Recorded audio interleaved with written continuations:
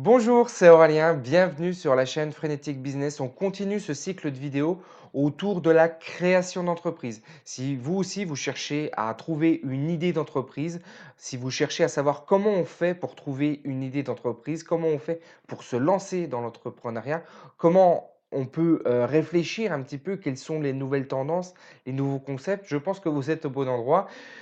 Je vais essayer de vous aider de 2 manières. La première manière, c'est ces vidéos. Donc, ces vidéos, je les ai mis, sur ma chaîne YouTube dans une playlist, que vous trouverez, idées de création d'entreprise. Et puis également, je vous ai fait un e-book que vous trouverez dans la description, un e-book complètement gratuit avec des idées de business, mais plus encore une philosophie. Essayons de voir un petit peu comment faire pour effectivement trouver des idées de business. Bon, une fois que ça c'est dit, ce que je vais maintenant faire, c'est vous présenter cette idée, l'idée de tuer le temps perdu. Alors, vous savez, quand on fait une recherche de brainstorming, là, une recherche d'idées d'entreprise, une recherche de concept, on se pose toujours la même question, c'est la question de savoir quelle est la valeur que je délivre avec mon offre de service ou mon produit. Voilà. Donc toujours regarder la création de valeur. Quelle valeur vous allez donner dans votre idée de création d'entreprise?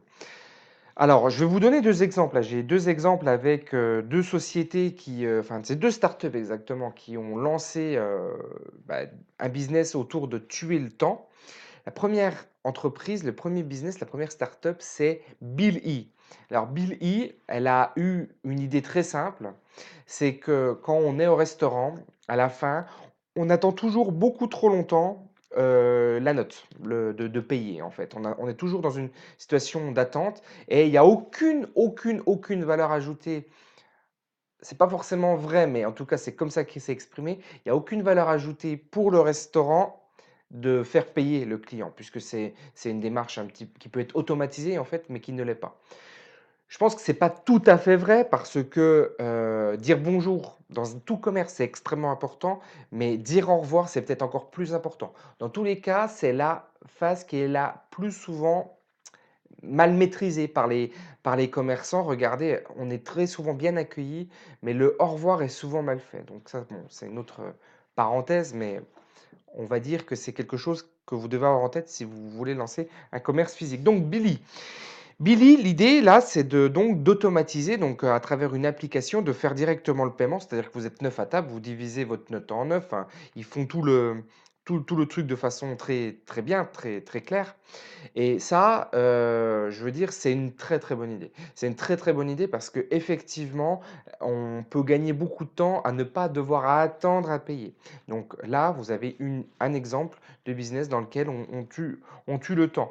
Deuxième exemple, c'est une société, une start-up aussi qui s'appelle Relief, qui se propose à votre place de gérer l'intégralité de vos factures, l'intégralité de toute la paperasse, vous voyez, toutes les assurances qu'on peut souscrire, etc.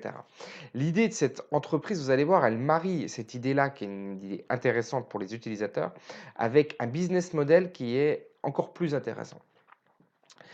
L'idée donc de cette startup, je vous l'ai expliqué, c'est de gérer à votre place la paperasse, mais le modèle économique que propose cette startup, c'est de faire du courtage. C'est-à-dire qu'elle va regarder vos assurances, elle va regarder vos factures d'eau, d'électricité, elle va chercher à savoir si vous ne pouvez pas faire des économies et si vous ne pouvez pas, par exemple, changer de compagnie d'assurance, changer de compagnie d'électricité.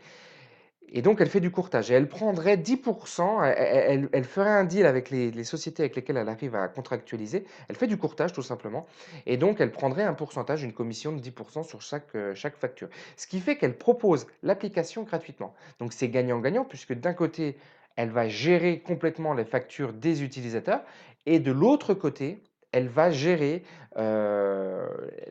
l'approvisionnement, on va dire, voilà, une démarche commerciale de nouveaux clients.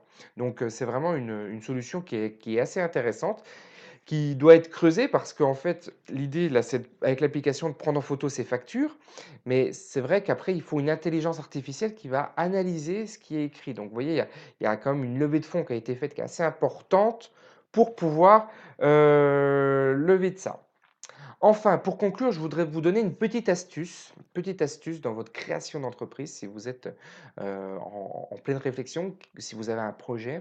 On se pose souvent la question de savoir si oui ou non il faut qu'on en parle et très souvent par, peur, par crainte, je ne sais pas, on ne parle pas suffisamment de ses projets.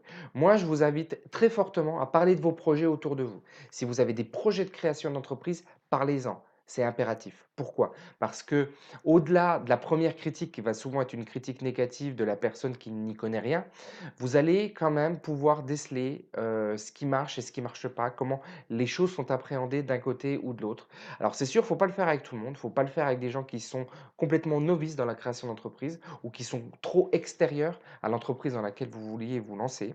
Mais dans tous les cas, rapprochez-vous de professionnels, rapprochez-vous des gens qui peuvent effectivement vous conseiller, vous mentorer dans votre création d'entreprise. C'est capital.